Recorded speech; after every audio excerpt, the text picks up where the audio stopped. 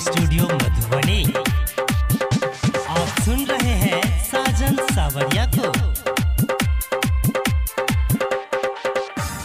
नाचई छै तू चमक चमक का डीजे पे लच को कमार गे। नाचई छै तू चमक चमक का डीजे पे लच को कमार गे। ढोरी से ऊपर छौरी लगौ पवित्र, ढोरी से ऊपर छौरी लगौ पवित्र, अटकल सबके नजर गे। ढोरी से ऊपर छौरी लगौ पवित्र, अटकल सबके नजर गे। म्यूजिक बाय डीजे मुकेश खट्टो का गान।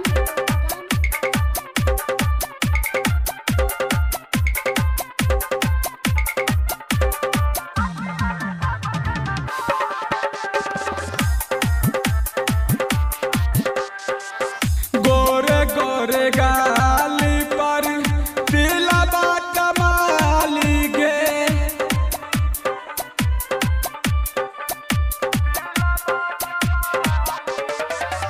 गोरे गोरे गाली पर दिलवा कमाली गे।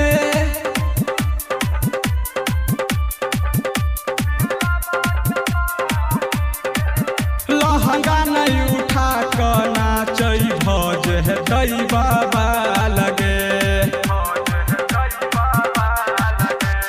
ओ ठकलाली शोभो वाली तेरा ची तोहर नजर गे। ओ ठकलाली शोभो वाली तेरा ची तोहर नजर गे। ढोरी से ऊपर छौरी लागौ पवित्र गे छौरी। ढोरी से ऊपर छौरी लागौ पवित्र, अटकल सबके नजर गे। ढोरी से ऊपर छौरी लागौ पवित्र, अटकल सबके नजर गे। म्यूजिक बाय डीजे मुकेश खट्टो का गान।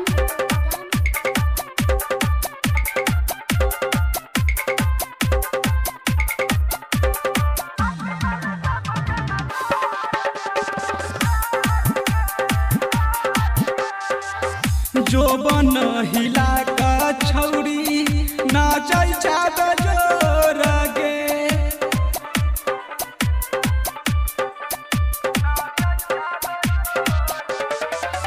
जोबन हिला का छौरी नाचै छै जोर गे।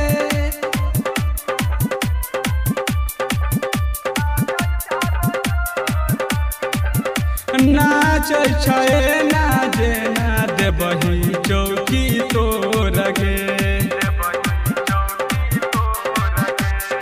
ऊपर नीचा दुनू हिलै छौ तोरा गोल है गोल गे। हगे ऊपर नीचा दुनू हिलै छौ तोरा गोल है गोल गे। ढोरी से ऊपर छौरी लागौ पवित्र, ढोरी से ऊपर छौरी लागौ पवित्र, अटकल सबके नजर गे। ढोरी से ऊपर छौरी लागौ पवित्र, अटकल सबके नजर गे। नाचई छै तू चमक चमक का डीजे पे लच को कमार गे।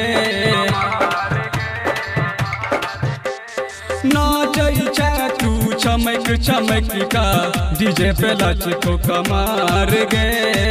ढोरी से ऊपर छौरी लगौ पवित्र,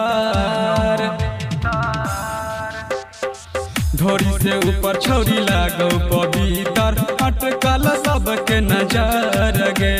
presented by Krishna recording studio Madhubani.